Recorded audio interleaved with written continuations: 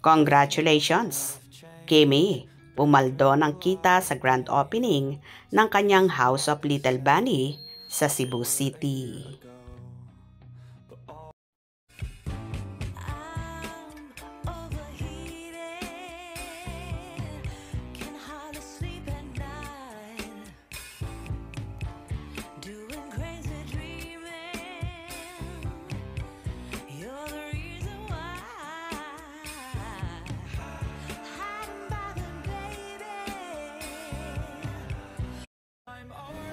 Parang walang pinagdaanang matinding kalamidad ang Cebu City dahil dinagsa ng Kim Paulandia ang soft launch ng unang commercial pop store ng bag collection ni Kim Chiu. Viral ngayon sa social media, ang dami ng taong dumagsa sa opening para bumili at makita ng personal ang kanilang lodi. Matyagang naghintay para makapasok habang may mga tao pa sa loob at namimili pa. Bukod sa mahabang pila, may mga nakapaligid rin sa harap ng store para manood ng ganap. Kaliwat kanan ang footage ng event kung saan hindi lang isa, kundi 3 pa ang binibiling bag ng mga fanay. We got the ribbon now. And now the official House of Little Bunny Philippines Cebu pop-up is open!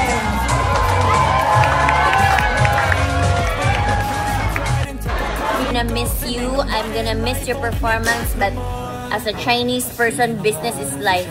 This is my tribute for you, Blackpink. Blackpink in your area, A. Jenny. Gotta rock like Jenny. Blackpink like Jenny. In Cebu, A.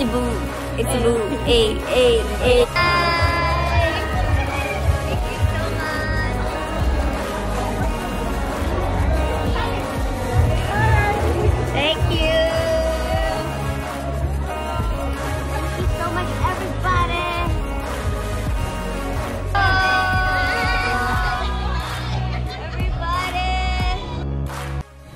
Sa video na ipinadala sa amin, bit-bit pa ng isang babae ang 3 bag na binili niya at nakapila na siya sa counter para magbayad. Maaring ibinilin ng ibang mga Kim Pao fanay ang maraming binili na mga buyer. Masisipat naman si Kim na chinichika ang mga customers niya. Walang kapaguran ang actress sa pag-accommodate ng mga buyers na pawang mga solid nito sa Cebu. Naglaan talaga ng budget ang mga supporter ni Kim para magkaroon ng ilang piraso ng bag. Sa dami ng mga pumunta sa soft launch ng tindahan ni Kim, nakabenta ito ng bonggang-bongga. Well, kitang-kita naman na naging successful nga ang grand opening ng naturang business ni Kimi sa Cebu.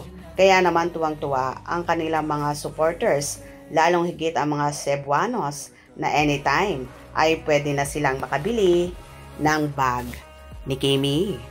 Hope you enjoyed. Please subscribe for more info.